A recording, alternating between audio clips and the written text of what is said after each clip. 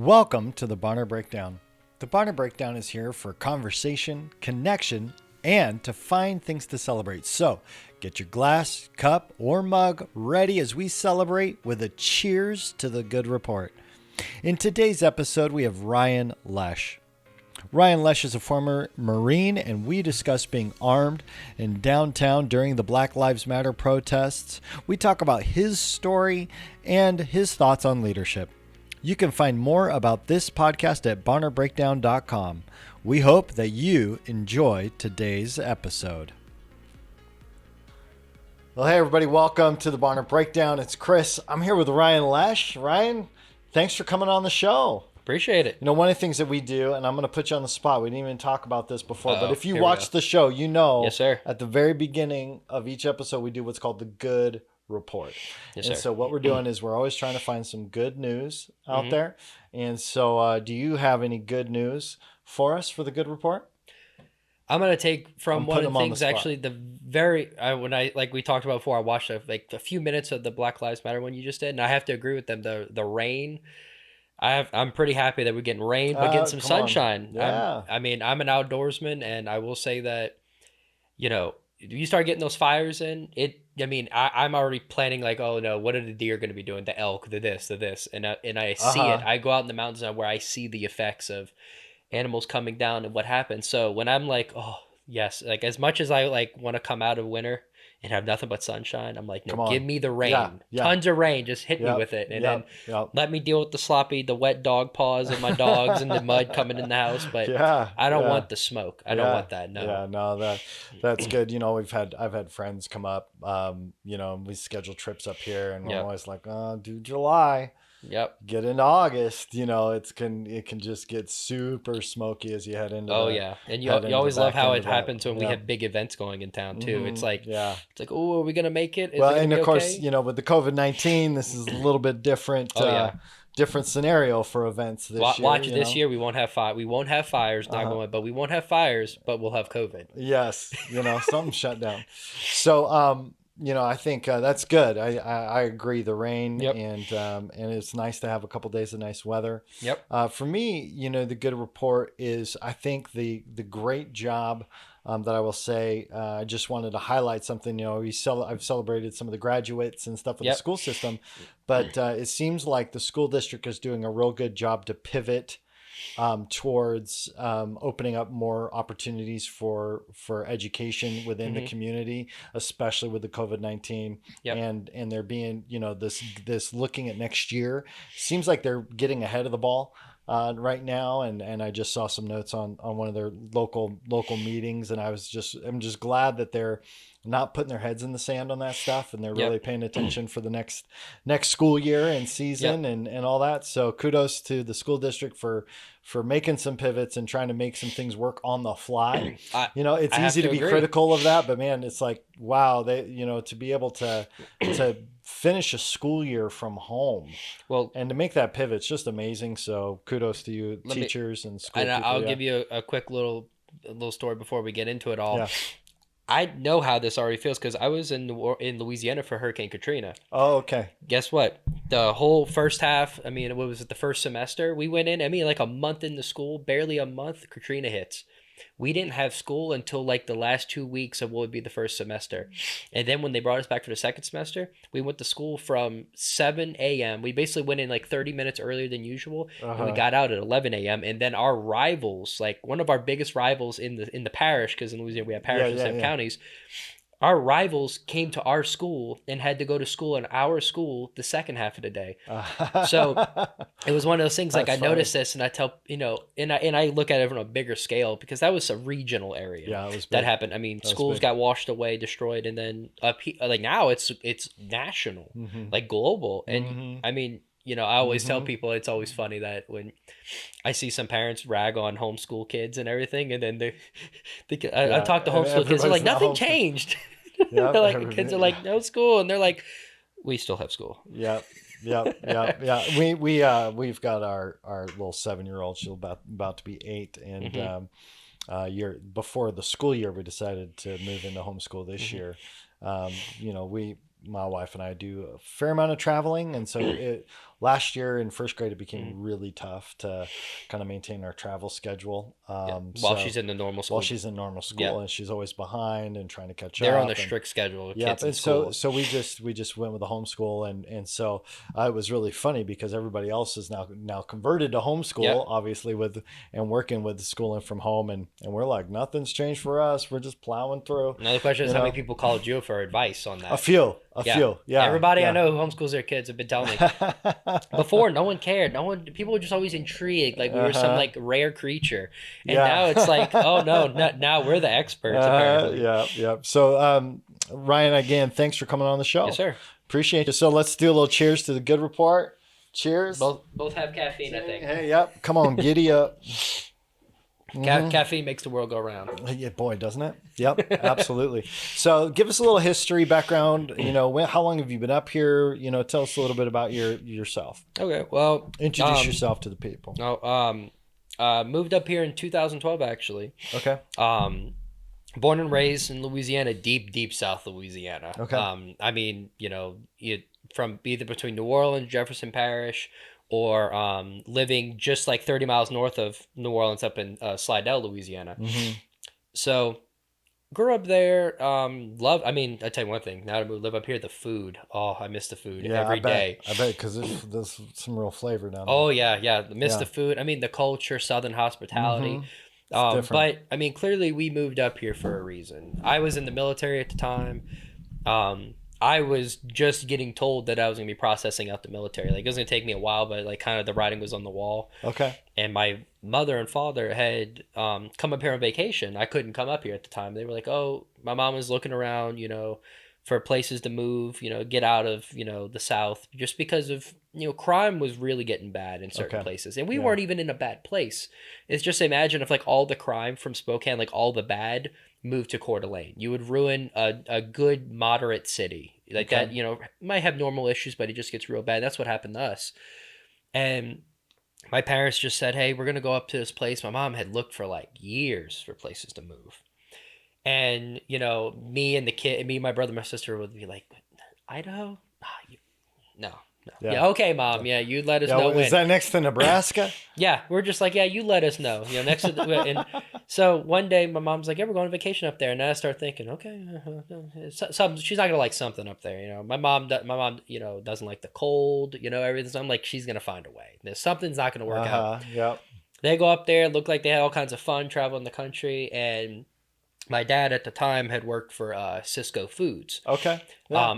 Down in New Orleans, so they had the Cisco Foods over in Post Falls. So he reached out, talked to them, and the story from what I've told is that on their way home, because the thing is, hey, how are we going to pay for stuff if we leave my job? Well, they offered my dad the job on the way driving back. Oh, that's cool. And then that's kind of when it took off, and it's like, hey, oh no, we're moving up here. So they kind of extended a reach out to me. They said, hey, we're moving up here. If you want, you could stay. I mean, because I have my, the person I love most in my life is my papa, and he's down there. My idol, person I've always looked up to, everything.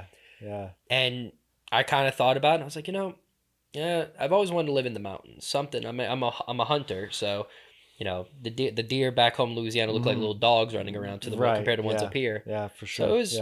I mean, that's what it came down to. 2012, we moved up here, crammed all of us, multiple dogs, cats into 3 vehicles. I pulled a trailer, and we pushed through. And we came through at the time of the fires down in southern Idaho.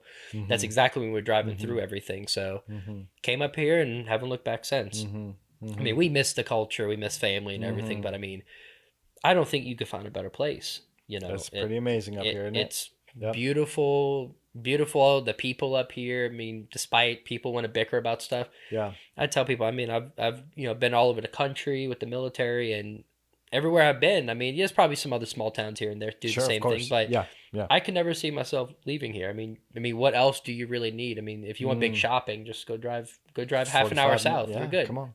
Yep. Yep. Yeah. Well, that's interesting. And one of the things that I notice so much about people who end up moving here is it is a kind of a refuge, kind of a haven feel.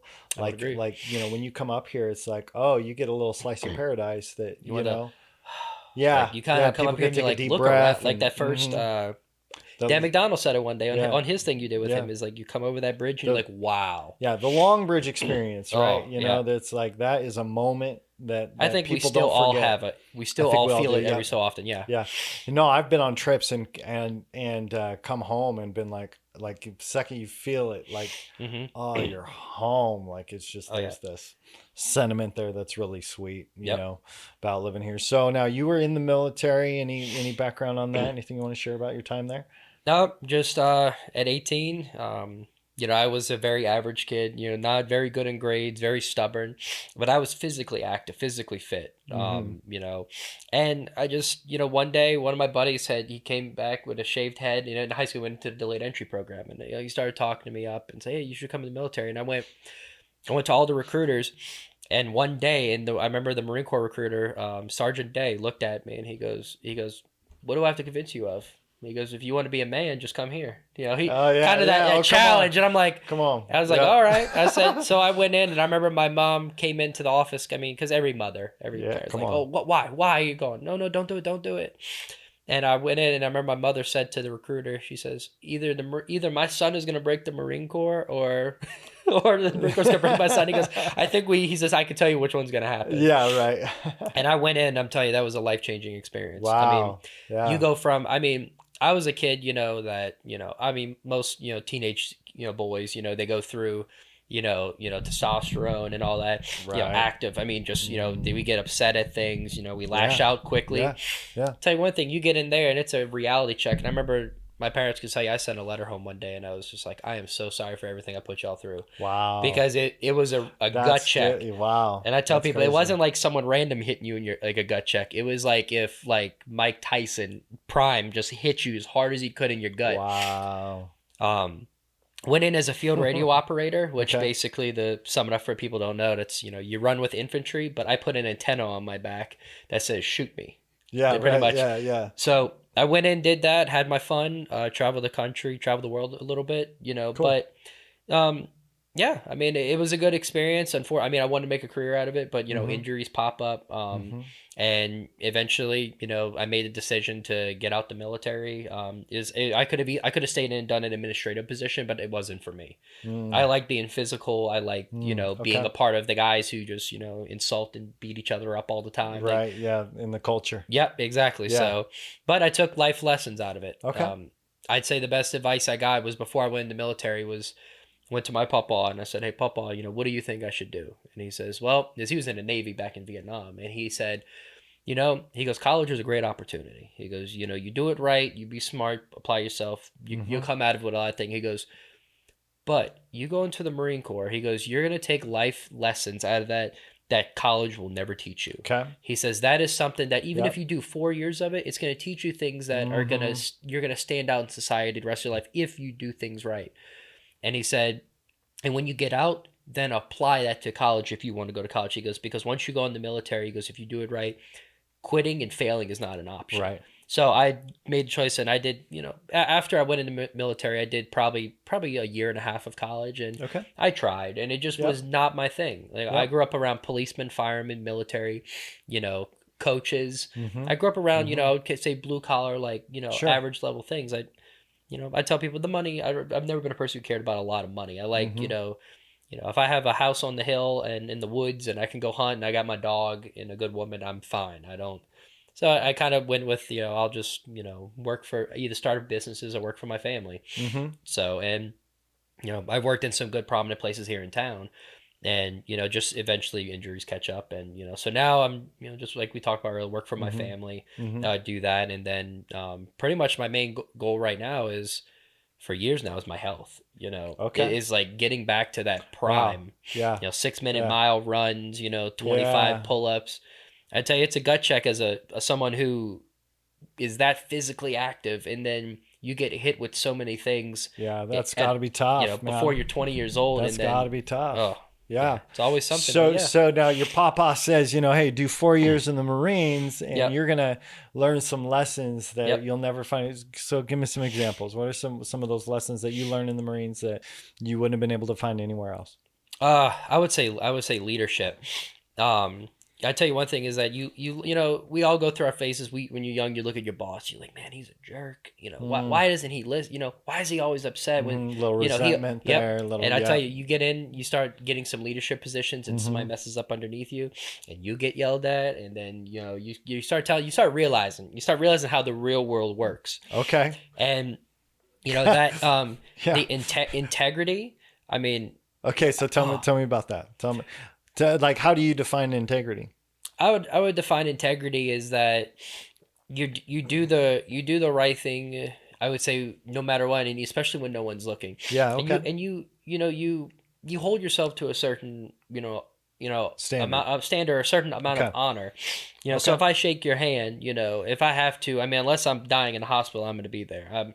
You know, Yeah. and I think that's one thing we've gotten away too from is, you know, every agreement nowadays on Facebook.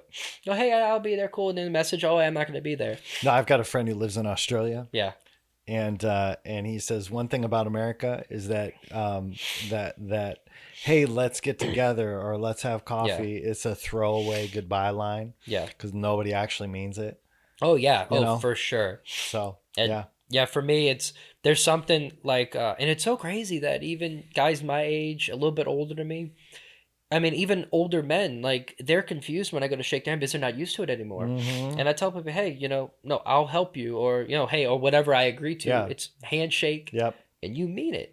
Mm. And it's so crazy to me that, and it's like almost I see the old men light up. They're like, what? Oh yeah, yeah, for sure. And then, you know, from that point on, I mean, it's just something about. Mm-hmm. And also, as I always say, you can judge a man by his handshake. If he's just like a little flimsy, no grip to it.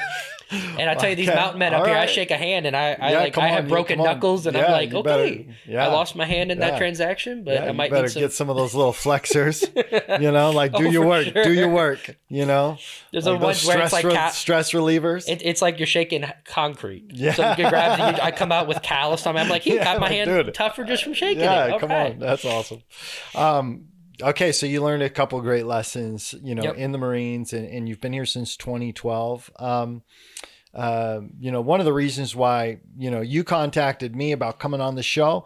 Obviously, there's been a lot of drama around. We've Mm-hmm. had a few shows kind of focused on the Black Lives Matter protests Yep. and around different people from different angles. I had Yep. Mayor Shelby on, and we talked about, his take on some of that. Yep. And again, audience, if you haven't watched any of these shows, I really recommend you go back and watch, episode 32, 34, 35. This is episode 36. So, the last 4 or 5 episodes, we've really been focused on this because one of the things that I see happening right now in our community is this absolute breakdown of communication, Mm-hmm. this inability for us to not only see each other as humans, Yep. flawed humans, We all are right? Like flawed. we're totally all imperfect. Mm-hmm. And then also to really step back off the ledge of what I call really bad thinking. Mm-hmm. And one of the things that I see happening a lot, especially on social media, is that everybody assumes that they know what's in somebody's heart and what they believe and what they, so I mentioned this in my conversation with Shelby was that, I really feel like it's really important to get firsthand information and to believe people at their word. Yep. And Take them at their word take them at their until word. they Yep. do something to show you otherwise. Right, exactly, and Yep. then okay, well, if firsthand reporting is different, then okay, now we got to figure that out, and sometimes it's not worth figuring out. Yeah. There's Sometimes it's just that like you're you just let yeah. it be water under the bridge and just let it move on. Exactly. Other times you've got to spend a little bit more focus or energy to try and figure it out. Mm-hmm. But those are all judgment calls. Yeah. There's Every no situation rule. is It's different. it's all judgment calls. But I think, one of the things I've been focused on is trying to create an opportunity for us to see each other as human Mm-hmm. instead of whatever label or term we put on whoever it is, and really start to hopefully value each other better in our Yes. community. So that's kind of been the focus. And so you reached out. I was so glad that you did, and we've Yep. had a couple of little small conversations and stuff. So what were your thoughts when you said, "Hey, I want to come on the Barner Breakdown"? Well, Well, what was crazy is that, no offense, I didn't even know about your show. Come on, before no then. offense taken. No, None. I Zero. I always Zero. say that I'm not even. I'm not even mad. We're I a small growing podcast. I tell people when you say no offense, they always say, "Okay, I'm about to be offended." Okay. It's No, like really, I'm already I get offended. It. I get it. No, you're So I had a bunch of people reach out to me after the council meeting. They were like, "You need to go check this guy out," and I was like, man, it seems kind of, cocky to reach out and say, "Hey, bring me on your podcast." And then, and then I, talked to Dan McDonald, said, "Hey, what you read on?" He goes, "No, what you read on Chris?" He goes, "He's a good guy, solid, just, he knows how to carry a good conversation, and he's open about everything." And I was like, "Okay, cool." I'll reach out. And you told me that, a few other people had mentioned me, and Yep. And I just actually kinda been wanted- messaged before the city council meeting. Yep.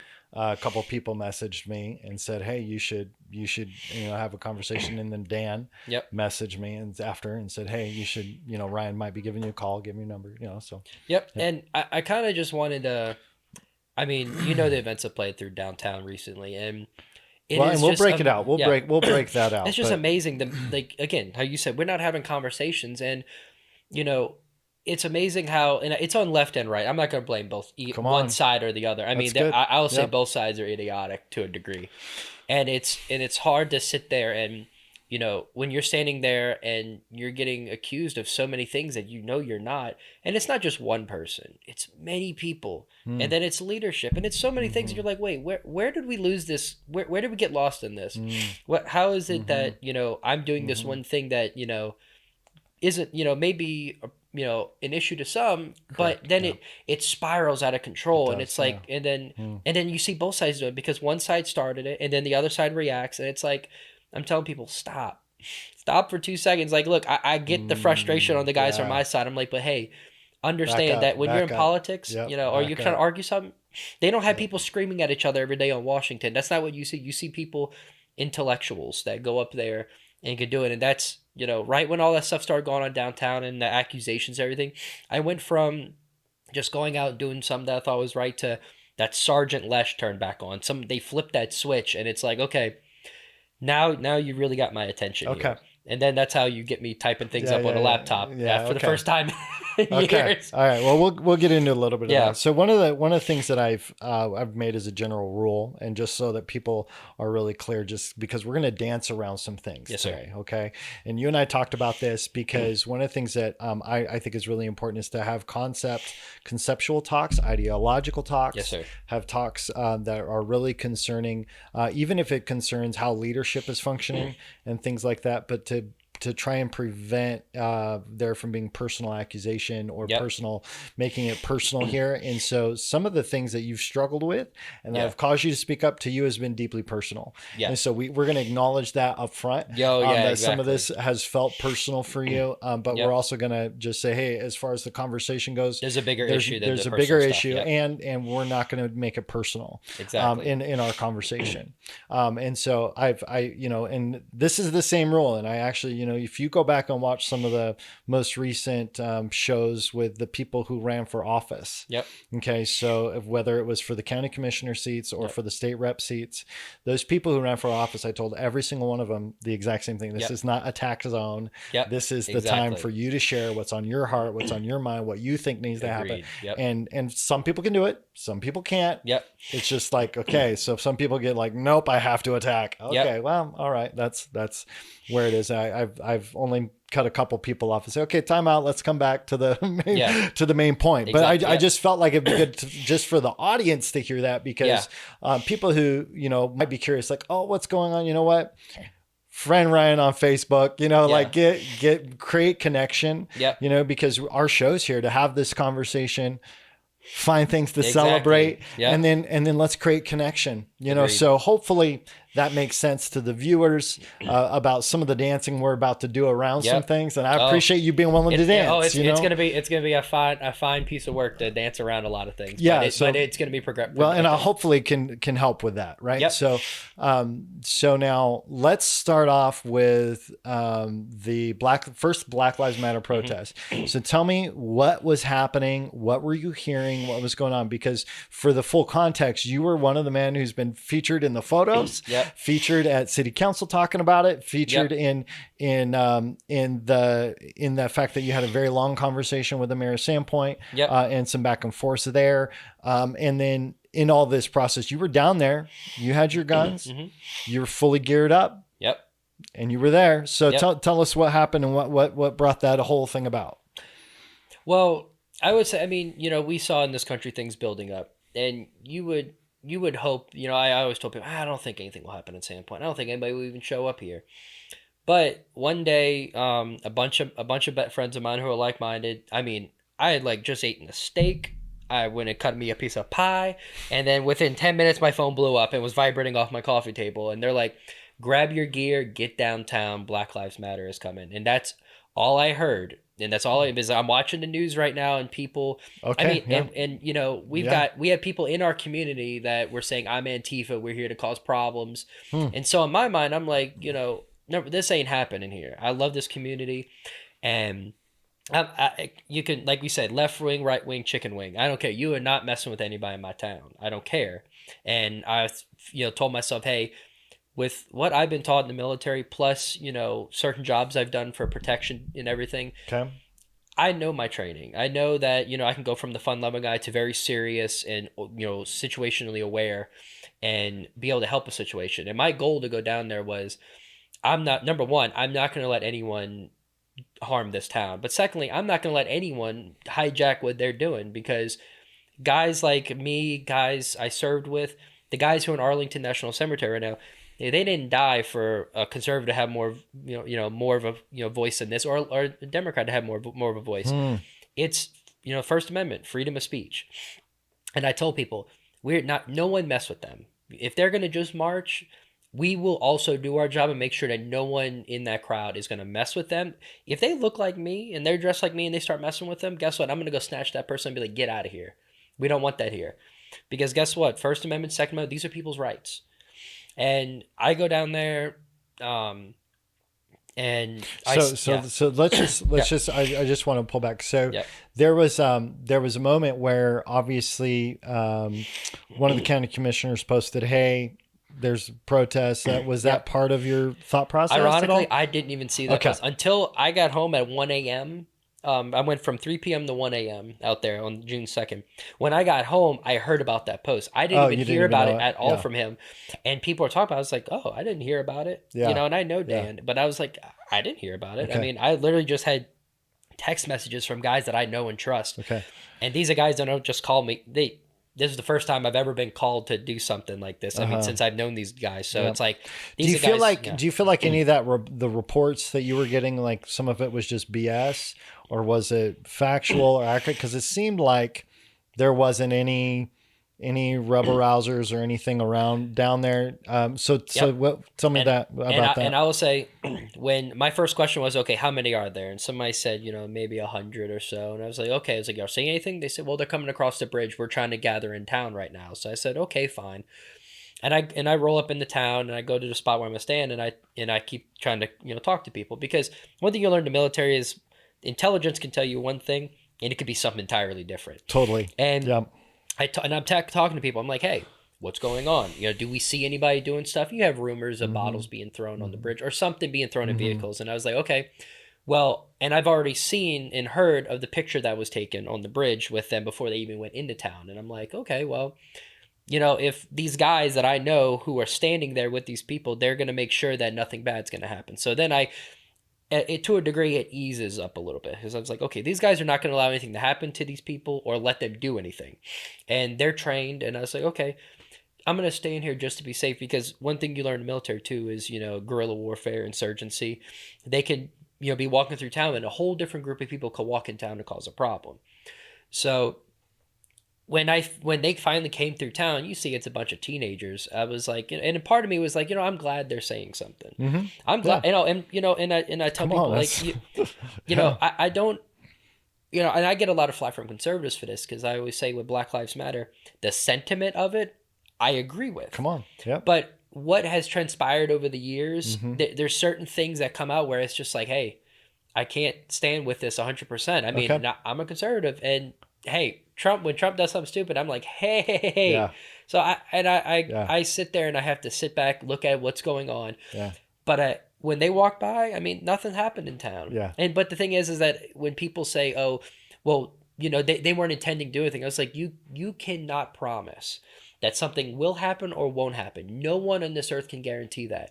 You could have the FBI here, you can have the Secret Service, you can have everybody here, but you can't control these people. You can't control them or an outside agitator. Okay. Just and So yeah, with that in mind, with that, okay, there's not really a way to control it. yep. Tell me, what do you feel like the real benefit of having the armed presence in town was? Specifically, we do have, and I know that you've actually, mentioned some things around the capacity of police versus having some extra people there. Maybe you could tell me a little about how did you see the benefit of having the armed presence in town with what looked like a pretty benign group of people? Yep.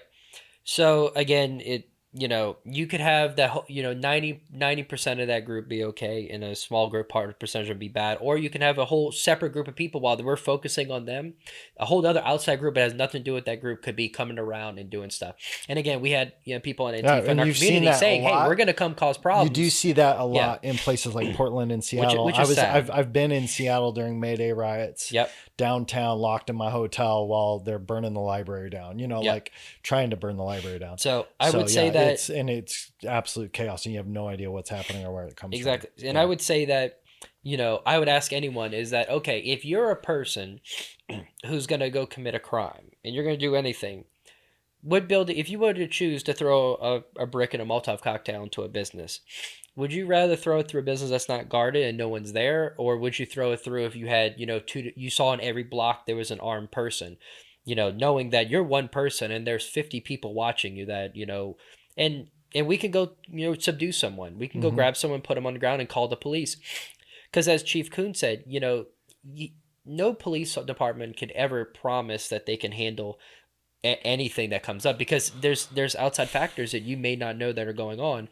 And I mean, I've told people, in the military we get taught to, if you want to stop people, think like those Well, people. the optics isn't good for the police to show up at a Black Lives Matter No, rally and then no. try to, prevent something from happening that may or may not, Yeah, and that's the because hard thing about police too. our Yeah. policing is reactive, Yep, unfortunately, and that's the sad predominantly thing. reactive. So, but go ahead. Yep, and I'm that's just, yeah. No, just, no, yeah, yeah, spitballing. process. That's good. Yeah. Yeah, I would say that that's the one I mean, unfortunately, police are forced to pretty much only be reactive.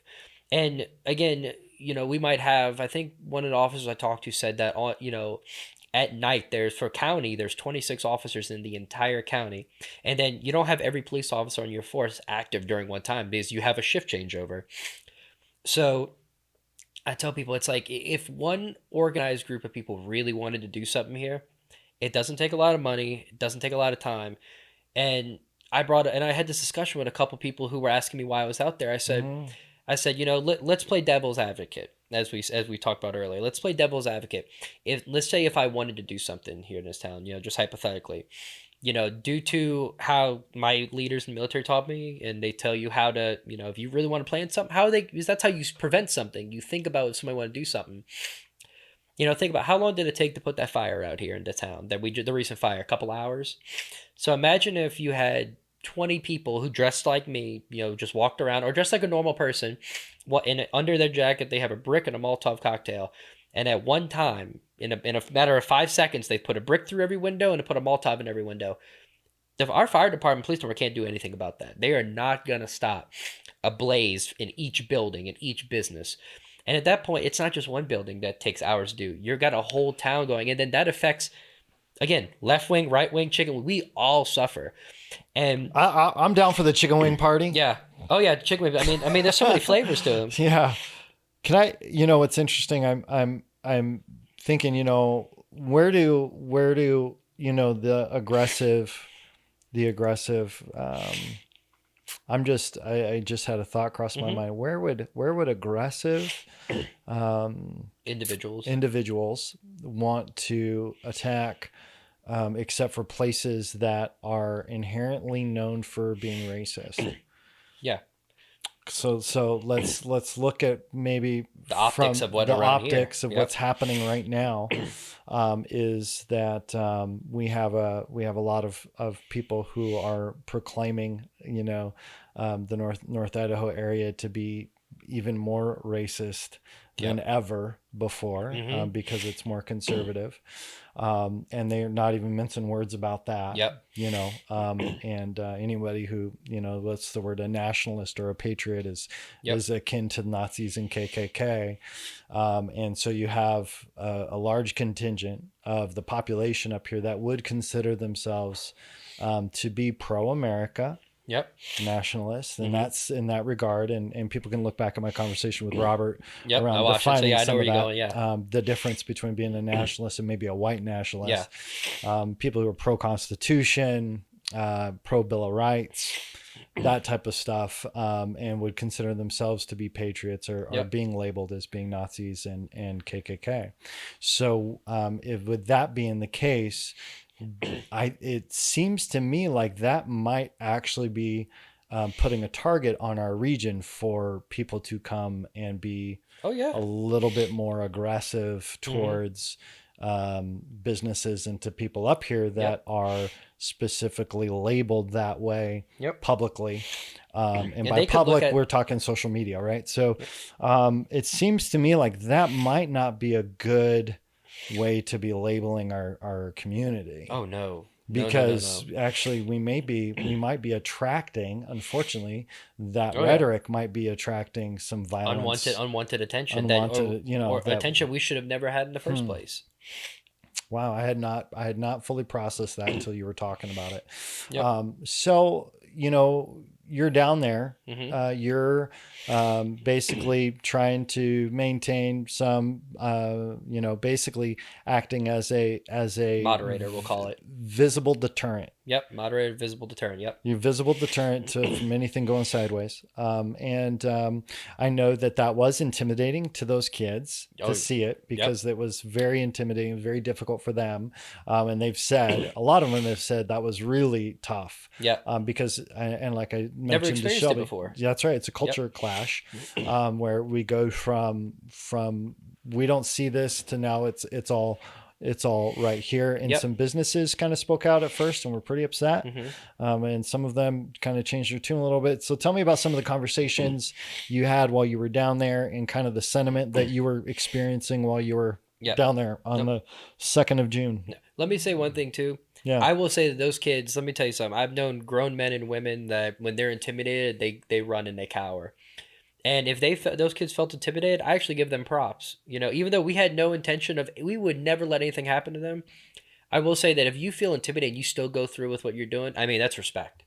And I tell people, I was like, I'll tell every one of those kids, like, hey, I would never let anything happen to you, but for the fact that especially that says a lot when it's kids walking, it's very few adults. That was kind of shocking to me. I was thinking, Okay. okay, man, the younger generations, I always say that, we all been young and, maybe it's just all emotion. They don't really think through it all. But I mean, the sentiment that they had, I mean, you feel Yeah. intimidated by something and you still go through with it. I mean, that's part of how change gets made. Um, Yeah, that's but good. Yeah. I will say that downtown, it was overwhelming support. I mean, I had business owners, prominent people in our community come up, that know me too, and people who didn't even know who I was, just they're hearing me talking to people and they come up. I mean, pictures are being taken, telling me thank you. People driving by honking, waving at us. I mean, probably for the whole night. We probably had 300-400 people that drove by and waved to us, told us thank you. Um, had 2 to 3 meals bought for me that night. People were dropping off Gatorades and waters for us, Hmm. by the dozens. I mean, by the Hmm. time I left that night, I was the last person on that street when we all left at 1 o'clock, and I had to go grab all the Gatorade and water and throw them in my Jeep to go home because I wasn't gonna leave it out Right. there. Right. Not You gonna know, litter. yeah, Yep. make it cleaner than how you left it. Yeah. So I mean, there was a lot of support there. We had some people who came up and talked to me, um, and from both sides. Majority was people from the concerned citizen of why we're out there, and I would say that probably 3/4 of them were very just interested to talk. They wanted to hear, and by the time they left the conversation with me, they realized that hey, maybe from what it looks like isn't what it is. And I told him, I said, you know, if something was to happen, say if there was an aggressor from either side that wanted to hijack this, whether it was a racist white nationalist or supremacist, or an Antifa, be it Mm-hmm. Black Lives Matter, someone just wanted to bring harm to our community, it's going to be people like me and the guys that I was with. I can't speak for everyone who was down there, but the guys that I know, which was the majority of them, we would be the ones getting those same people who may agree or disagree with us behind us and protecting them. We had medical gear on us. A lot of us have training in de-escalation and getting cover concealment. When most people don't know how to do those things, Mm-hmm. they don't know Mm-hmm. how to. I mean, have you ever heard of Cooper's Code? Mm-mm. Cooper's color code. Mm-mm. Basically, it's a thing we talk about in the military. Police know about it too. And anybody who's in a stressful job, you go from like white to black. White is like you're at your house. I mean, you're just Yep. carefree. Chilling. Black is when motor skills High go, stress. Yep. and you just tunnel vision. You shut down. Okay. And most people, you always hear about them just shutting down. People don't know what to do. Yeah. And it's people like us who have trained in these situations and know, hey, get these people back. And we're not going to let anything happen to these people. When you tell people that, you don't come out screaming, like left wing, right wing stuff. And I sat in the dead middle of it. I was like, I'm not letting anything happen to this town. And I told people I'm not even from here, and I love this town so much. I don't care who it is, And you could have the most prominent people in this community who hate me, and I would Mm-hmm. still, in that moment, if it came down to it, I'd protect those people. Mm-hmm. And when people hear that, they were like, hey, maybe from what we're being told right now, maybe that's not all the scope of it. It seems a little intimidating, but we understand why. And when you break Mm-hmm. down to people why I have this on, show them, hey, I don't just have a rifle on me. I have a medical kit on me. I have tourniquets, quick clot. I have an what it's called as an IFAC, individual first aid kit. And when people see these things, I'm like, look, I'm here, to whatever needs to happen. I Mm-hmm. said, trust me, I would much rather be home eating my pie at the moment. I was like, Right. but if I had to look back on if something does happen and I wasn't down there and say, people lost their businesses or something, I would feel horrible. Mm-hmm. Knowing that in the moment when maybe the community needed me, if something was to go awry, then I sat at home and decided to eat pie. Because guess what? The pie will always be there, but I don't want to see anybody's business in this town get burned to the ground or get vandalized or destroyed, because those people, no matter what political party, they worked hard for that. Because I tell people, when people work hard, it doesn't matter what political side you're on. People struggle. People struggle. Right wing business owners are going to Yep. sit there, and you have your finances, you have all this, Yep. bills. Left wing Yep. has the same thing. So Yep. at that point, I don't Yep. play favorites. It's Yeah. you're not touching my town, and I don't Mm-hmm. care what it is. And I would pray that nothing ever happens. And Right. I even said to people, I said, prepare for the worst, but hope for the best. Yeah. That's the mindset you need to have. And one other thing they say in the military is kill them with kindness. Mm-hmm. Don't just go in there, Mm-hmm. just ready for a Yep. fight all the time. Yep. Unless that fight's already started, don't go do that. Walk Well, in and be kind to people and talk to them, you saw a because real you'll shift. you'll get a lot of, like they say, what Mm-hmm. is it with you get more bees with honey. Mm-hmm. Yeah, Best thing spoonful you of could sugar, do. right? Yep. So I was listening to a podcast a couple weeks ago, and one of the things that was interesting was talking about the military training that shifted in the Middle East during the surge under David Petraeus. Yep. Like it became that mindset of Yep. really developing relationships, communicating well, learning a whole different process for engaging, and de-escalating situations. So, which is great. So, Well, you you look know, back on history. You Mhm. look at how many places have tried to take over Iraq and Afghanistan and tried to do something. I mean, the Russians tried and they failed Mhm. miserably. And yeah, when you we've try, been there forever. yeah, I tell people, look, we have the greatest military in the world. If we wanted to, we could march from one end to the other, gotten rid of everything and call it a day, and been done with the war before I even got out of high school. But you do that, you start to cause problems with Mhm. people. One of my best analogies I use, when I tell people is that why you be nice to them is this. Say overseas, and this is if people want to look it up, go look up Mike Glover with Fieldcraft Survival. And I've used the same analogy for a long time, but he says it too. And it's, I mean, from the more prominent people in the military say this. is that you go into a house and you go aggressive, just balls to the wall, ready to go. And say there's a guy in there who deserves every bit of what's coming to him. Say we walk in that say Navy SEALs whoever walks in there and shoots him right there. He deserves it. If his three sons are sitting there and they see it, they may not. They just look at him as their papa. And guess what? You killed one terrorist. You created three more.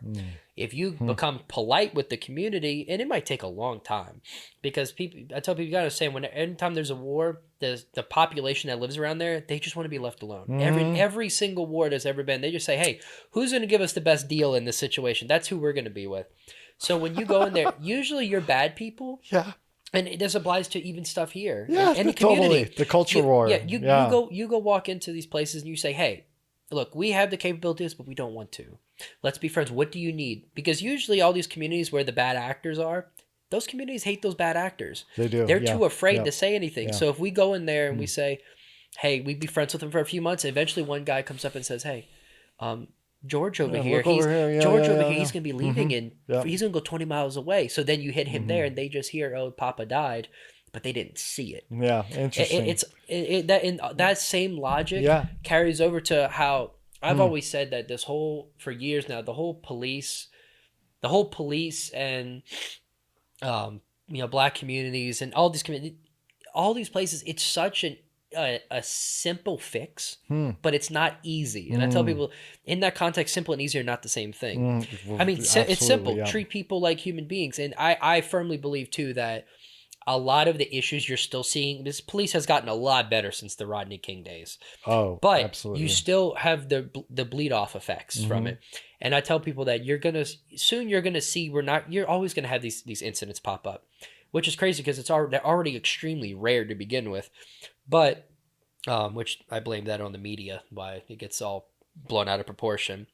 But I will say that if they go in and you have both communities, minority communities, and you have the police show up, look at what happened in Flint, Michigan, when the cops took off their stuff and said, hey, we're going to walk with you, but don't let anything happen to us.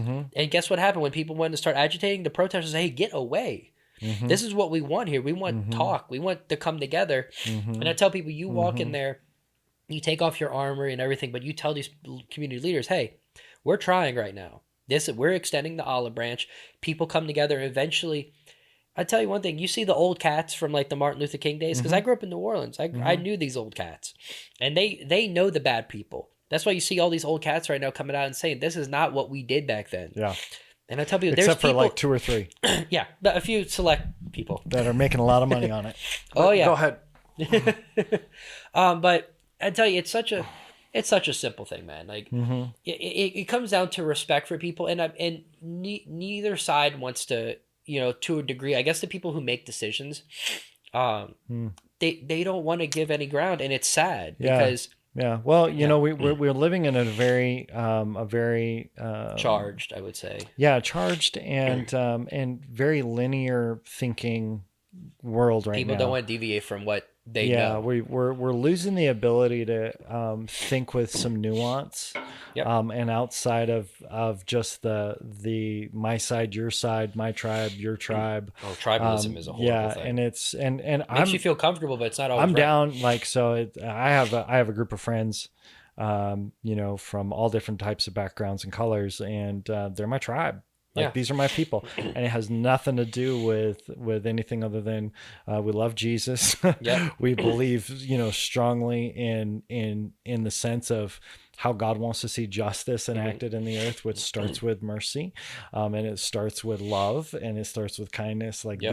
These basic principles that, and we love our country. So there's a lot of those pieces, even the hard things, even the hard things that are really difficult about the history of our nation and that type of stuff. We're still if you don't know we're your still history, together. You're doomed to repeat it.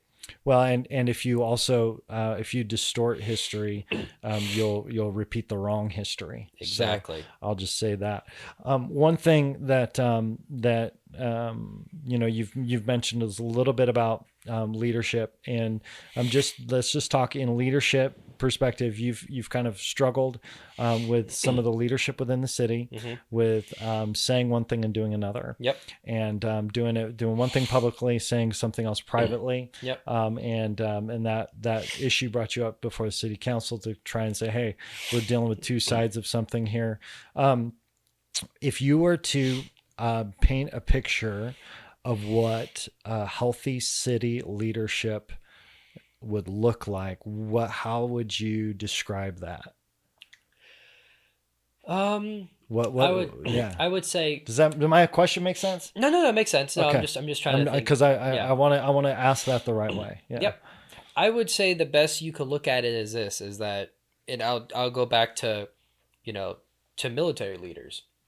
The best thing is people are going to have their differences, but a great leader brings people together.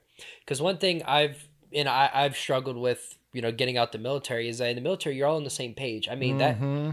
say if you two were Marines with me, me and him could be. I mean, we could be going at each other when that morning. I mean, ready to go to blows with each other. But when it comes down to the job, if he's relying on me and I rely on him, we're gonna get it done. Yeah, because we're brothers. I mean, one thing I always say in the Marine Corps is we don't bleed anything but green, and we're all worthless, is what we say. That's what they tell us. You're all worthless. Don't think any of y'all are good. You're better than the other because you're all. Come on, we need a new mantra. Yeah. All right, you're not dirt.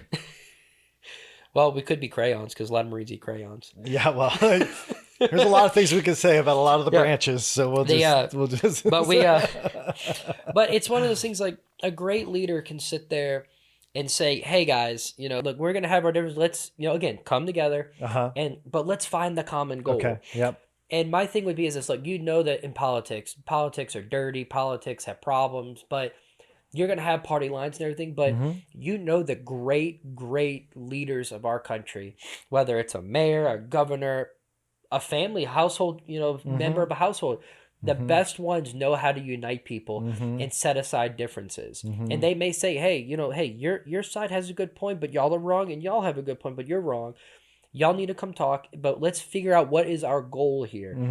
Our goal here should be unity. People are going to agree until the end of time. I hate to tell people need to... we can come to more middle ground, but people are going to have their ideas. But a good leader should sit there and not tote his or her constituents and... excuse me. Chicken. Sandwich. But they should sit there... They should sit there and be able to point each other out and say, hey, look, I know these people got me in office, but what they think is not what this side thinks. And my constituents shouldn't be the only people who matter right now. It should be what's best for the entire community. For example, look at the mayor of Minneapolis. Yep. I mean, he is, he's left leaning, all this. I mean, the ideal person where most people on the right would say, hey, oh no, I'll say all kinds of horrible things about him. But when the Black Lives Matter people started coming out and saying, let's abolish the police department, he stood up there on live television. They said, will you abolish the police department? He said no. And that, I tell you, when you go against a mob, they wanted to kill him after that. He went against an angry mob to stand up for what was right. Because in that moment, he agreed. He can sit there and say, hey, there's a problem with police, but you don't know what it's like to have a world without police. And if we do that, what is going on in these cities, things burning, it is going to get 1,000,000 times worse. So, standing up for what you believe is right is sticky because we all disagree on that. You're going to lose. And I tell people, what is it, the saying that, there's a few sayings. This one is like, if you don't stand for something, you'll fall for anything. Yeah. And then who was it? I forget what president it was. Maybe you'll know. Where he's one of them said, or it might have been, it could have been, I think it was a president. He said basically that, oh, you stood up for something and people are mad at you. Good. That means you did the right thing. So let's play devil's advocate here. So this will be fun because I'm really good at this. So for example, we have a leader in the community that has taken a really hard stand and has said this is the direction that we need to go. And it has made a lot of people upset. Oh, yeah. And the exact same thing that you're talking about is that to many people is seen as really strong, thoughtful leadership that is something to stand up against, an idea or against whatever. Some people call it divisive. Other people call it great leadership. Mm-hmm. So how do you explain that? Because just because somebody's showing leadership, but it's not from the side that I Yep. like, does that mean it's not good leadership?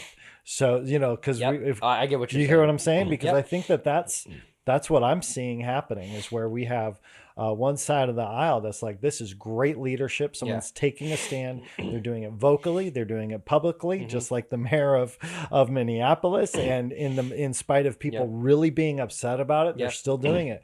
That's really good, strong leadership from their perspective. And other people like, this is the worst leadership I've ever seen because it's becoming divisive. So I would say that the main difference I would say between what's going on here and what the mayor did in Minneapolis is the mayor went against the people that would normally be his constituents. He went against the people that are the most fired up and charged at the moment. And he did the thing that that crowd did not want to hear him say.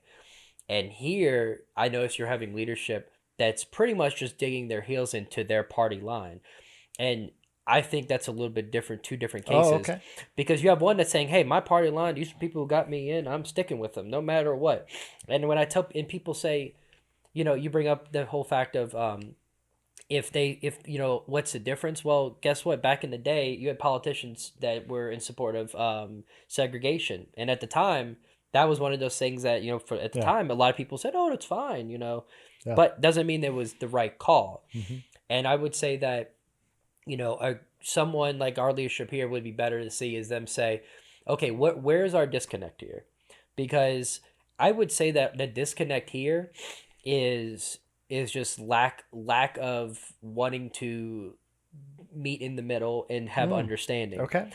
Because for example, our leadership here wants to question, the leadership makes just in very inflammatory, just like crazy statements. Like when we were downtown, the leadership in our town says, "Oh, they were down there with they all had full auto weapons," and then you see a good leader in our community who stands up and says, "Hey, let's be honest here. This is what it takes to get a full auto gun, and I guarantee you, people did not have $50,000 guns downtown. I can guarantee you that." And then when the other leadership says, I think that's irrelevant. So when truth was brought into the matter, something that was not a left wing or right wing issue, that was just stating what the laws are, and when the leadership says that, I think that's irrelevant.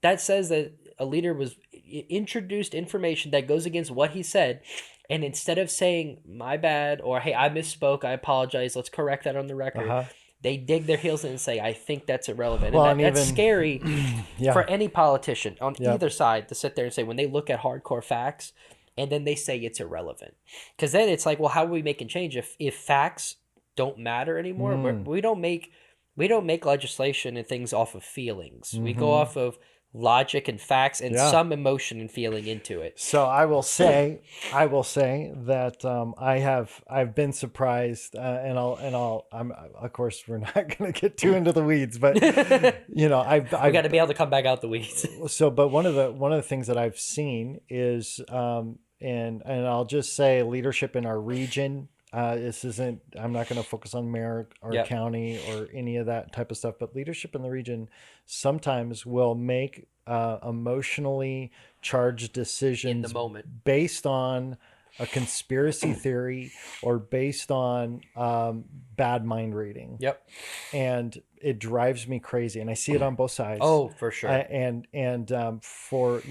remember sitting in this chair having an interview with somebody and hearing them say that their part of their major platform was based on a conspiracy that they can't prove. Yeah. And I'm like, how do you do that? How does Let's do a class on those mental jumping jacks from that person, because I want to learn how to counteract those people, because it's kind of hard to argue against those people who are that far into you just it. go ostrich, right? People are Yeah. ostrich and their heads in the sand. They won't, but whatever. I'll bring up a good point to the ostrich effect. Yeah. When I tell people, if you want to argue politics, because my mother and father have always told me that if I went to college, I should have been an attorney, because I can talk, and I'll go until that person's ears fall off. And my thing is this: when you're going to talk politics, I always say, leave religion and leave politics. Religion and leave emotion out of it. Mm. Leave it at the door, and you'll get more people listening to you. Mm-hmm. And I mean, I grew up in the Mm-hmm. South. I grew up in a Catholic church. I mean, church every Sunday type thing. And if I can walk away from it, and I can sit there and say, hey, let's leave this at the door. Let's just talk about, Mm-hmm. logic Mm-hmm. and common sense. People tend to listen to you more. And when you go in fire charged with emotion, you can have every right to have that emotion. You'll Mm-hmm. lose people. Mm-hmm. So the ostrich Mm-hmm. effect. But Yep. continue. Yeah, I just want to add Well, that to that. so the mayor and I had a long conversation about the difference between intent and impact. Yep. And one of the things that even Todd Crossett, who's been very vocal and outspoken, who was on the BLM Mm-hmm. podcast around this particular issue, is that the presence of guns creates intimidation, and is the mindset for a lot of people Mm-hmm. that are not from, like I mentioned in when I was talking with Shelby around the culture war, Mm-hmm. like around the culture clash. Mm-hmm. This reality of just the presence for some people can be very intimidating. How do you respond to that? Because this is one of those things that for some people that's a reality, Yeah. Oh, and and so I've never. how do you respond to that? I will say that the awestruck factor of people seeing it, I will not discount that. Because I tell people, if you don't, it's the same view in the same feeling they have is the same feeling of that if you had a black person walk through like an all white neighborhood through some people can be like, what's that? Wait, what's going on? Wait, Mm, whoa. Oh, mm, panic mode. And I think a lot of it is due to just lack of education on this okay. stuff. Yep. And again, if So if that's someone, yeah, bias, right? I mean, yeah, there's oh, a ton, bias there, right? yeah. And I Because feel like very simple education mhm, would help both sides. Because mm, for example, I mean, me, when it comes to issues in this country, I immediately start in the middle, and I want to hear all arguments. And you correct. have Yeah. people on both Yeah. left and right that just are their heels are dug into stuff. Yeah, absolutely. And I tell people, why not try to go talk to someone? Mhm. Because my thing is this: if you're afraid of guns, let's ask, why are you Mhm. afraid of guns? Did something happen to you? Mhm. Because if something happened to you, I mean, I have no right to sit there and tell you that you need to get over it. Mhm. But I would sit there and say, hey, why don't we go talk? Let's go. Let Mhm. me show this person Mhm. that with firearms, safety is the most important thing in Mhm. firearms. Mhm. That's more important than anything. That's more important than the optic you have on your gun. Everything. There's Yeah. the four, Yeah. the four safety rules of firearms, and it's just great. And like I always say that if people would, I've extended the olive branch to people on the left, Yeah. because when things started going crazy in the country, I had left wing people who know I'm not the guy who's going to bark at you. If you want to Right. learn about guns, I break it down, as we call it in the Marine Corps, Barney style. I'm going to break it down real simple for you, and I'm going to walk you through everything. Mhm. I've helped train women in this community who are heavy left leaning people when the riots started breaking out, and they travel and they said, we are terrified. And I said, well, look, I know me in this town. I have fun with people. Let's get serious for a moment. Yep. And they notice that I go from fun, loving, and everything to when I'm teaching firearms, it is very, very serious. And people will notice when I was in town that day, not once did I put when people were around, I did not once put my hand on my firearm, and I didn't not on my rifle or my pistol. I simply had my hands right here Mhm. because again, a lot of things when police, people want to talk about with police or anything, is what stance are they taking? Hey, if Okay. someone came up to me and they had a hand on their gun, I'm already getting up there. My anxiety's gonna be like, okay, what is this? What's their intentions? If I'm sitting there, if someone's sitting with their hands like this, or think of if a cop walks up to your door and they pull you over and they walk up and instead of just sitting there with their hands in plain sight, they immediately have their hand on their gun. You're already looking down like Like, what I "Whoa, do? What's happening? why What's is going your on?" hand on your Yeah. gun right now? Yeah. And Yeah, I mentioned in the BLM podcast that I years ago yep, got arrested for a DUI, and I was parked in a car. I had too much to drink, and this was decades ago, and I had too much to drink and was actually parked in a parking lot yep, of the bars. I realized I can't go anywhere, so I yeah. just sat and was sleeping off. But my keys were in the car, which is a DUI, right? For what in the state you were in, is it that they have to be in the ignition or just in the car? In the car. So in Louisiana, there have been times where where I would go drink or something, and my designated driver, something stupid would happen to him, and I'd just go to sleep in New Orleans. I mean, in the middle of like dead of New Orleans, just fall Yeah. asleep in my truck. But it was always like you couldn't have your key I in the ended up ignition. it ended up getting dismissed, and Yeah. and it was Well, it's a it was responsible all thing you good, did. Yeah. but I still got arrested. Yeah. And I was like mad.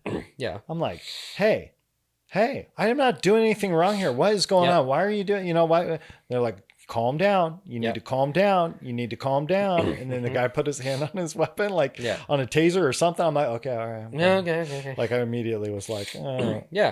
Like just got calm quick. So, one of the things that, so I want to bring this around Yep. here because when we talk about healthy leadership, Mhm. I think that really strong leaders are those people who have an internal compass that will benefit not only themselves and their viewpoint, but the whole of the community.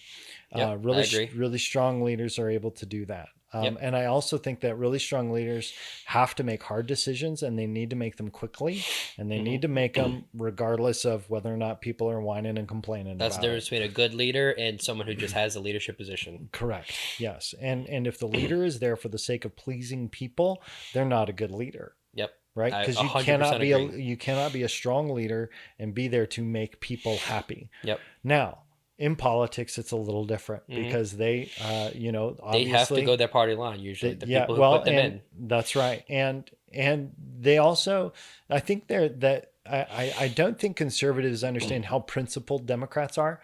Yeah. Let's just be, they're principled. They're Yeah. principled. I value a principled Democrat more than a washy Republican. Oh yeah. I'll just say, I value someone with strong leadership skill over people who will just run with whatever the most recent narrative or fake news is. Yep. So, for me, I think that there's a lack of sensitivity happening. There's a lack of understanding in the sense of what is the impact of someone's actions versus their intent. Yep. Okay, so just to bring that back around, there's a big impact. Oh yeah. And we get the intent, but we're not fully grasping The impact. The impact. Yep. And I think that over time, leaders learn lessons. Oh yeah. Good leaders And should. it's up to them to learn whether That's they right. learn it with a little bit of turbulence or if it's just they Heavy. get dropped out of a 30-floor building and it hits it's them heavy, hard. and it's heavy. So what I see happening, what I will say is because of what I know of the mayor and what I know of our county commissioners and what I know because I've had the privilege of sitting down one-on-one with every single one of them. Yep, exactly. I've seen You it. know, Yeah. on this show, being able to, and in my function, in my private world of, running a housing agency, pastoring a church, and being involved in a bunch of different activities, I recognize that leadership on all sides is extremely difficult, and you're always trying to make the best decision that you think you can make at the time and to be principled about it. So like to me, I think the one thing that we're really missing is that stepping back from the I would say the ledge of where Yeah. you're standing, because it's almost like they don't want to step forward to make progress. I think people need to take a step back and figure out how to start the process of building that bridge. Well, and I think stepping back from the principled rhetoric, because when language is so important. Oh yeah. Because what I'm noticing is that I think most people on the right and left are in total agreement about racism. Oh, They're yeah. in total agreement about people that we do want and we don't want in this community. Oh yeah. Because there are some real racists here, and that's no Oh, yeah. doubt. Okay, there are. All right. Yeah. So we saw some examples on Facebook of that. Yep. We see examples of even churches that are extremely racist in the Yeah. area. There's still some crazy stuff going Oh on. yeah, for sure. And man, I wish that we would just be like focused on the right thing. Yeah, because if You you know? focus on the right things for everybody, Yeah. you're gonna push those people out. Because those Yeah. people will never stay somewhere where they don't have an audience. Kind of like gonna the take some the olive crazy branches. Mm-hmm. conspiracy theorist that lives in a van down by the river. Yeah, he lives by the river because no one's listening to him. Yeah. But That's funny. it's one of those things I would say Hey, that. now we got some beautiful rivers. There's nothing Oh wrong. yeah, with You living. tell me what river, tell me what kind of van and what river you're by, and then we'll go have a talk. I might go stay Yeah. with you for a day or two. Yeah, yeah. But I would say that people need to people need to, I think on both sides need to, especially on the far left and right, like the people who have their Agreed. heels dug in no matter Yeah, what. yeah. It's crazy. I mean, I've had discussions with conservatives here, and I tell them, I'm like, hey, when they say, oh, there's police brutality is, not a It's a not a myth. problem. It's, they just need to comply. I'm like, okay, Yeah. where have you lived your whole life? They're like, well, I've lived here my whole life. I'm like, how many black people have you been around? Hispanic people? How many? And they're like, well, none. I'm like, so you have no clue. Yeah. I was like, I grew up in the South. I grew up like being like sometimes the only white kid on the basketball team or a baseball team. Like, I grew up around this stuff. Like when I was in high school, I would go party with the rednecks on one weekend, and another weekend to go to New Orleans on Bourbon Street and stay in some of the ghettos there. And surprisingly, both of those people at the time, those young kids, would come together and they would hang out and stuff. Yep. And then it was crazy at parties. If you have the right-minded people who just want to have fun and just be good people to each other, somebody wants to be a jerk, they get thrown out real quick. Real quick. And I'll say I'll be the first person to say that, like when we say most people agree, like I've said before the podcast, 95% of this country is on the same exact page. What sucks is the fact that the people in power are so divided that they can't. And I always say, like, how do politicians get jobs when when most of the country is in agreement on things? Like, I can agree that most people in this town don't want to talk about. You look at the crack epidemic back in the 80s. You look at so many things that have plagued the black community, and you cannot deny this. And then I'm also the same person on that side, on my side, that when people say, oh, well, they have poor education, this, and I was like, okay, fine. Well, let's bring up the stories you don't hear about, where you hear of a black kid or a Hispanic kid where the mother and the father are in jail or on drugs, and they come out, and by the time they're 17, they're in Harvard. And they come up in the same situation. So then I sit there and say, hey, we can talk about problems and systemic issues, but we need to start holding everybody more accountable to So stuff. one of the things, it's good because, I've been in a whirlpool, man. Like I have Robert on, and then I have this meeting with BLM and now talking to you. You're going to get whiplash at some point. Yeah, I'm like, okay, so there's so many different, not only differing opinions, but it's really, different facts and different, things. One of the things that I'm seeing and that I feel like I'm learning in my process is that so often the issue is not about race, it's about systems. And so there's a system, I believe there's a system that is a pathway to success for everybody. I think there's certain things that if you do X, Y, and Z, your percentage odds of being successful are like through the roof. Yeah. And so we've gotta I think shift the conversation to what are the things that we need to do as a community to operate in a manner that sets the most people up for success, and creates opportunity where there hasn't been opportunity, where maybe due to a lack of fathers who've been imprisoned, that's a whole discussion right there. So when we look at some of these major issues, as well as and that's systemic. That's not that's a huge fact. That's a huge issue. So I think that that learning how to say, okay, what are the ways that opportunity can be created where there's opportunity is needed. There's some place we don't have to create more opportunity. There's plenty of opportunity for a lot of people. Like the independent, rugged individualism works great for a lot of people. Other people have no idea what that looks like, how it works, and or what systems do you use to benefit in our culture. And by our, I mean American. So one of the other things is that I think that we've got to, and I think this goes to the Second Amendment issue. I think it goes to BLM. I think it deals with left wing and right wing politics. Is understand your bias. We have to understand our own personal bias. We all have it. So then I think there's three major filters. I mentioned this in my conversation with Shelby, but we didn't dig into it. There's three major filters that we have. So we have our bias, but then we're cognitive enough to actually look at our bias and go, Mhm. oh, I've got a moral filter Mhm. that I'm using. I That have is different from the bias. that is actually different from my Yeah. bias. Like, so morally, I may like, so if I grew up in Sandpoint and I only see, 96% white people, and then I'm all of a sudden I'm encountering people of color, Mhm. my bias is like, that's foreign. I don't understand it. Yep. And I may have It may some not be judgments. intentional. It might just be Exactly. instinctual, So which is yeah. the moral filter then looks at that filter and says, hey, that's not a good filter for me to have. I should Yeah. change that.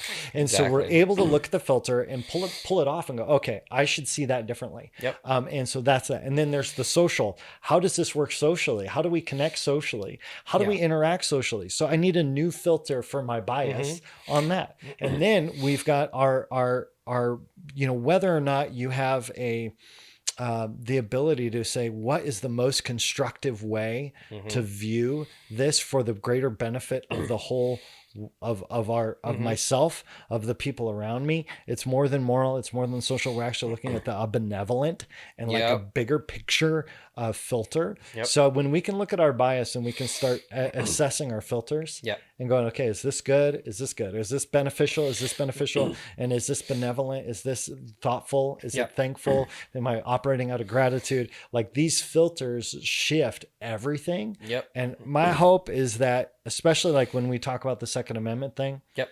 when people have a bias, right? They've got a filters that they're coming to you guys downtown, Yep. and they see you and they've got a filter of all guns are evil and guns kill people. Yeah. And that scares the snot out of them. Yeah. Okay, well, let's look at the filter. Yep. Is that accurate? No, it's the people. Yep. Okay, so not the guns, the people. Yeah. Okay, so now we've got to begin to look at, okay, socially, how do you interact with that? Yep. So there's a Exactly. process that I think everybody has to go through, and I think I appreciated the sensitivity that it seems like the people who were down there on the second were listening, Yep. and were sensitive to the requests to not be at other events. Yep. Because you didn't see a huge outpouring of a bunch of people down at other events later. Nope. Because you were asked not to. Yep. Yeah. I mean, right? I mean, it seemed like that was the case. What it turned out for me is, I think I stood out in town 2 times, like completely armed up, and then like 2 more times where word was said, and I pretty much just went down there with my vehicle, had everything in the vehicle, and I said, if it's needed, I'll throw it. If not, I'm gonna just sit here and watch. And the thing is, you start addressing the situation. Like, okay, what's the rhetoric behind this one right now? Who's because like I had some people call me and they said, oh, Black Lives Matters in town, and in like 5 minutes before I was in town, you know what it was? Is I say the joke I made was, I was like, oh, you mean the AARP people that are out by across from Domino's? I'm like, yeah, cool. I'm not worried about them. They're there. They're in chairs. They're cool. And they're like, oh, okay. And I'm like, oh yeah. Just I was tell people, hey, calm down. Good. Calm down. Good. Because Yeah. I one of the comments I made to our leadership in town and people in town that day on the second is I said, there's only 2 people in this world who want to shoot someone right now, or in general. And right now in this situation, it'd be 1, a psychopath, and we don't want them here. Secondly, is someone who has never shot someone in their life. And I told people, I was like, because I saw it I saw it on the conservative side here in Facebook, where you had the people, I'm ready to take my gun out, let's go do something. And I told people, I was like, what are y'all doing? Dude, yeah. I'm like, I saw that. said, y'all are a bunch some of that. idiots. Oh man, I saw some of that, and I will tell you, I got flack for standing against those people but from man, from my side of the aisle. it got me hot, man. I'm telling you, Yeah. like, what? What like, are you if thinking? If anybody is looking to get violent, you have the wrong heart and attitude. Yep. And I don't care who that offends. Yep. But it's like, if you just because you disagree on something politically and you think something's going to go down, you're excited to hurt somebody. Yeah. I'm sorry, you just missed the point. Like that's one of those points where I'm all for the Second Amendment, but those are the points where when someone is actively on Facebook saying those things, I almost want to be like, and I hate the idea of red flag laws because they could be abused, but it's when people say stuff like that, I'm like, that's why Democrats say this stuff. This is why the left is saying red flag laws, let's report people like crazy. Like, it's those comments. And I think, why would you make those comments? Because I went down there thinking, okay, if people are going to show up armed, I'm going to know a bunch of these guys, but there's going to be people there that we don't know, and we don't know what they're here for. So for example, we had a guy that a bunch of us knew, and now we didn't know him, but he showed up and we noticed him. I had a sling on my rifle, didn't have my hand on my rifle, anything. He's walking around at the low ready with an AK, which low ready is like you're walking, hand on two hands on your weapon, and you're scanning. And I called over some of the guys that leaders I knew, and I was like, hey, keep up. You see this guy over here? Again, it goes back to police your own. Like if those three cops that day would have policed what was going on with George Floyd, oh, we wouldn't have this problem right now. Boy, howdy. So when I'm sitting there and I say, general. hey, guys, come over here, and they say, hey, Ryan, hey, turn around, and we're gonna pretend to take a picture. We're gonna take a picture of him. Then I call over to Sandpoint police officer. Hey, just let you know, he's not with us, and his attitude and the things he's saying, we don't. Just letting you. And he says, well, until he does something wrong, we can't really do anything. Right. But good for looking out. That's fine. Later on the night, we had two guys show up with masks on. And I mean, there's one thing we know, gun owners, you don't carry a gun with a mask on. You do not do that. You're asking for trouble. Unless some biological attack happens. You're not. Come on, we're in a pandemic. Oh, yeah. Well, that gives me a right to not wear a mask. So we're sitting there and I tell people, I'm like, when they showed up, these two guys who look identical showed up with mask on. And when people said, hey, hey, take your mask off, let's talk, they walked away. Within 30 minutes, they were gone because they noticed we were watching people. And again, police your own. And you hope that people are going to police their own. People should do that. I sit there and I do it with, every so often I get into it with conservatives and I'm like, hey, watch that language. Why are you talking this way? Like, again, like when people say you have your bias and you said you had the next layer. Yeah. Like you for gotta example, look at your filters. like, for example, I grew up in the church and everything. And some people that are hardcore with the church, I mean, they are just hard on the LGBT community. And I'm like, I'm thinking like, okay, I tell them, I make this joke. I tell people it's a serious joke too, but I say, okay, you're going to hate on these people. For example, this is what gets me flack from conservatives in this town. I say, okay, you're mad at them for this. I was like, next time you go in the subway, when the guy orders a ham sandwich, you order a turkey sandwich, I want you to punch that guy in the face. And he's like, why? I was like, this is literally your argument you're using right now. It's just a different type of meat, whatever. So let this people is do where, what they want. I was yeah. like, look, I was like, trust me. I was stationed in 29 Palms, California. Or not, 29 Palms, California. The closest city to us that wasn't like a crack city was literally Palm Springs, one of the gayest communities in this country, like next to San Francisco. And when we went down there, that was my first time around like a lot of people from the LGBTQ community. And when I went down there, you had a lot of them that didn't care what we were. They would hit on us, disrespect us. But I noticed it was the good ones that stood up and said, hey, these Marines, they're not gay. Leave them alone. Like, stop it. And that opened up my eyes where you see, people can have their bias and be dug their heels in, just don't care. They're offensive. And then you see the people that, may give you clarity. Similar to me downtown when people came at me, attacking me, a few people being rude to me, wanting to videotape me, trying to imply that I want to kill people and shoot people and that I'm somehow a racist. And I'm thinking, I tell people, like, let's just be kind to them. Be kind. Let's, show them where I'm not, that me particular, I'm not doing the rhetoric. All that hateful stuff they think, that's not me. Yeah. And sure enough, that's how you get two people showing up later on that say, hey, we may not agree politically, but hey, either, hey, I appreciate you were polite to my child, or when they were doing something wrong, or harassing you and just saying stupid things, or it's the grown man who comes up and says, hey, I'm sorry, but you changed my perspective of what was going on here. And I got that from politicians here locally, where they said, hey, you changed my perspective of things, because maybe, at first the glance or what was said is in my mind, I'm already thinking something. But as soon as they came and talked to me and I say, hey, people need to stand up for what's right, regardless of things. And what's crazy is downtown, we had about 4 or 5 armed Democrats that were downtown. And these people, sat there and said, hey, we're going to get flack for this. They weren't armed as much as we were, but they were downtown with a shotgun or something. They said, hey, we're on behalf of one of the business owners here that we know. And they asked us to go down because the business owners are terrified to show up to protect their own business. So they're calling people.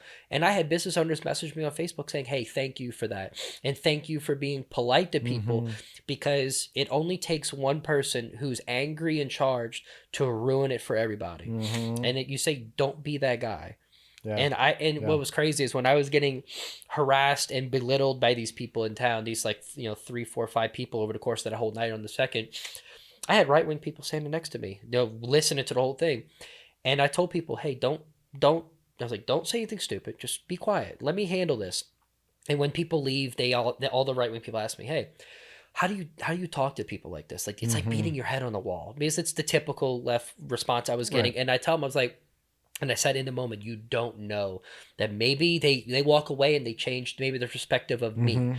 and they may still Mm-hmm. have their beliefs, but they look at Mm-hmm. me and say, hey, maybe my 100% belief of people with guns, maybe now it's 90% belief.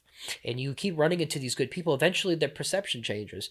And then, I mean, those people who came and apologized to me, one of those gentlemen, he came up 2 hours later, and then he apologized to me in front of the same group of people. He left, walked away, and all of them looked at me. I said, see, that's why. That Mm. apology and that said, that thank you for being cordial to my son.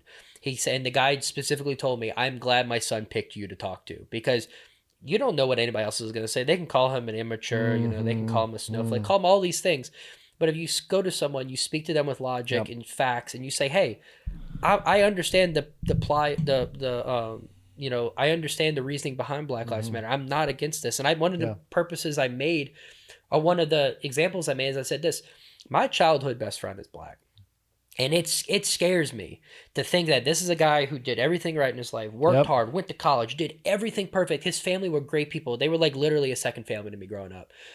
And it scares me to think that one day a cop could do that to him.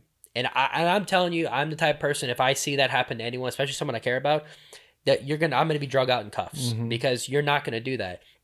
I got close family members who are dating black people, Mm-hmm. and it scares me to think that this could happen to them from some Mm-hmm. cop who's having a bad day, who's not trained properly, Yeah. you know. That's a big and thing. and Yep. and it scares me. I mean, and during this Mm. whole thing, guess what? I've got Marines calling me, Army, former soldiers calling me.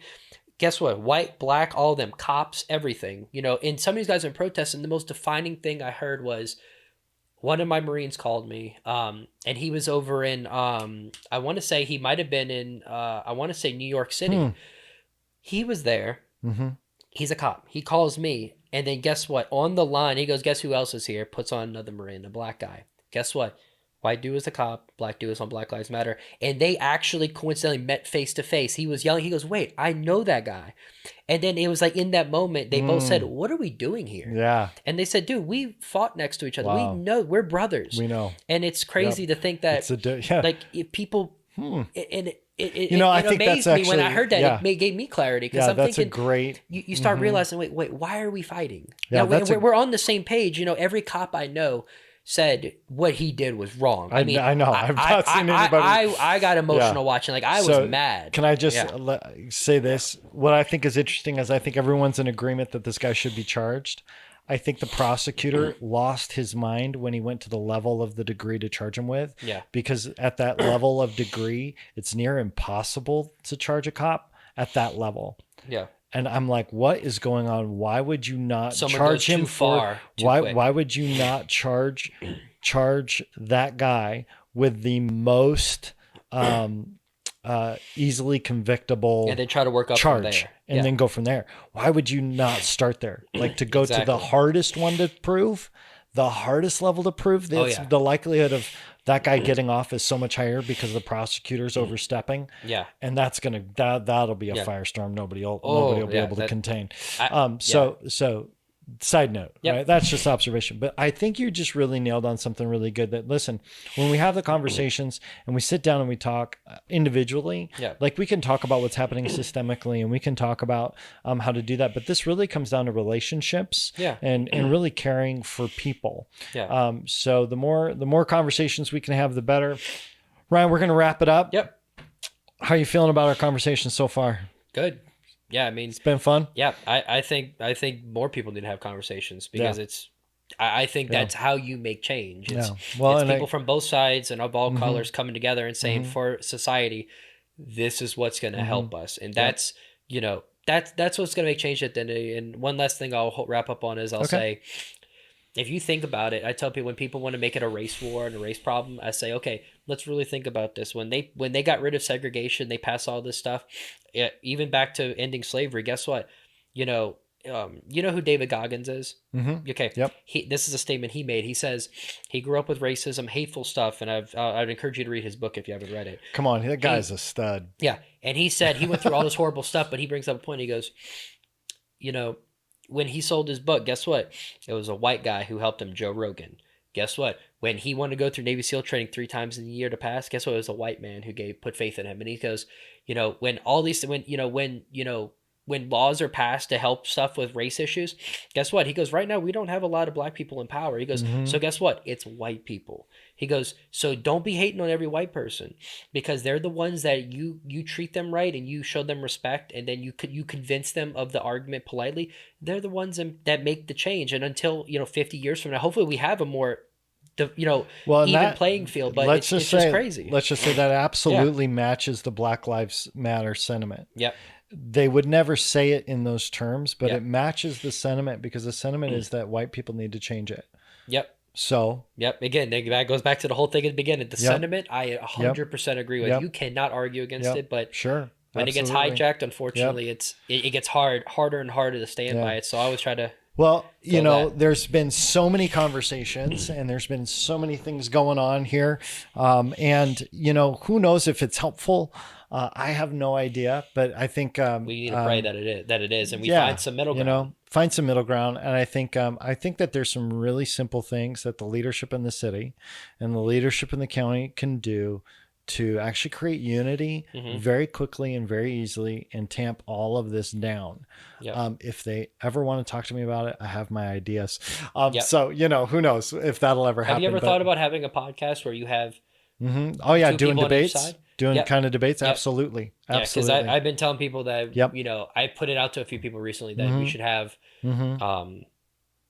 two people, Yeah. one from each side, and Yeah. have the peaceful moderator, one left wing moderator, right wing moderator that Yeah. calls it in when it gets I need too to get personal. I need to get a bigger studio. Yep. I need 8-foot table for social distance. distancing, right? Social distancing, and then also a place where I can sit in the middle and Yeah. help direct conversation. I I'd love agree. to do that. People have mentioned that should be happening. Yep. So yeah, that'd be good. Ryan, Yep. thanks for coming on the show. Appreciate it. having you on, and Yep. hopefully, I think mind reading has to go. Stop judging books by cover. The bias that we walk in with needs to be laid down, and we need to look at our filters about everybody Yep. right now. We need more love than ever right now. We don't Yep. need division. We need unity and love more than anything, and that's Yeah. what's going to make progress in this world. Yep. Not division and hate and hateful rhetoric. Yeah, and I think that there's a point of a need for people to not only feel heard, but to feel that not only are they heard, but that their pain is valued. Yep. I tell you one And- thing: you talk to someone in person who's dealt with some stuff. Yeah. You see the emotion. Yeah. Because you can't get it over Oh, Messenger and Facebook. When you see someone breaking down in front of you, I mean, it's hard. It's hard to and you got to. I mean, most people are being truthful, but No, I'll it's tell you, hard. one It's of my hard good to friends deny someone that pain that they feel. Yeah, and I think one of my friends who's African American and he's just turned 40 and Yep. and he's like, I'm just tired of being a black man in America. It was his sentiment. And he's like, you have no idea. He's extremely wealthy, former basketball player. Yep. And, he's talking about his conversations with his kids, and he's talking about the reality that even being a millionaire and being black and the stuff that he's got to deal with. Oh, yeah. You think he would just be privileged because of the money. It's just Money doesn't it's change still- a lot of it's things. still Changes very some different. things. It doesn't change everything. And we cry together, Yeah. because it's painful and it hurts me to see Yeah. him hurting, and I think that there's just this bigger reality that we need to get out of our box on. So I just appreciate you coming on Yeah, today. I enjoyed it. Come on, man. Let's see if we can have a little love, unity, revival in North Idaho, Yeah, right? we all need to have a good pot Come of on. gumbo. That's what we need. Oh, yeah. Awesome. Well, I look forward to having some of yours sometime. So I'll all bring right. you some. Okay, well, with that, we're going to sign out. Thanks for watching, and thanks for coming on, man. Yeah, appreciate it, man. All Thank you. right. Yep. All right, we're done.